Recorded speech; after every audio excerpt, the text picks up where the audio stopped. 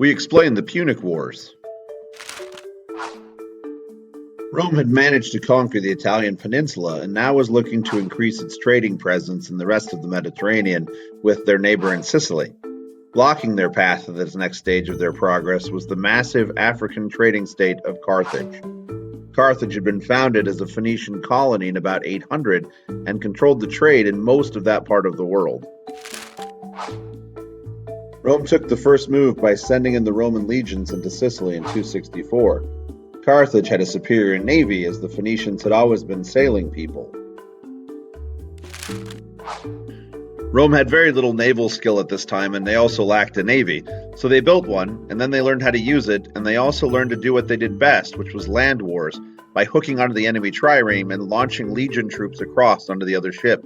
By 241, Carthage had surrendered, the Romans had defeated a major power, and they'd been granted Sicily as a payment. Then 25 years later, the Carthaginian general Hannibal came back looking for revenge for his defeated father, Hamilcar Barca. For 15 campaign seasons, Hannibal marched his troops from Spain to France to Italy through the Alps on elephants, fighting battle after battle, taking territory, and trying to surprise attack the Romans from the mountains.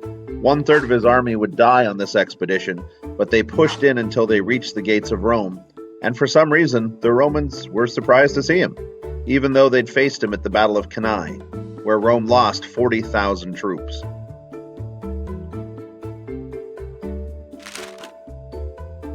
When Hannibal attacked Rome, some of the Roman legions snuck out the back and went down to Carthage and attacked it as it was undefended.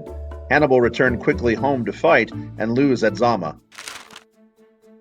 Hannibal and the Carthaginians had lost the Second Punic War to the Romans. Due to his defeat at the hands of Scipio Africanus, Rome gained Spain as a territory, and now Rome controlled the European Mediterranean. Back in Rome, Cato the Elder and many others feared the ability of Carthage to come back from its defeat eventually. Carthage must be destroyed, he said, so Roman legions crossed into North Africa. The Third Punic War basically consists of Rome invading Carthage and burning down the 700-year-old city, killing and enslaving the citizens, and salting the fields so that nothing could ever grow again.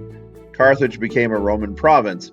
Rome had increased its standing in the Mediterranean world and was now the dominant trade broker. Now Rome would set its sights on Greece.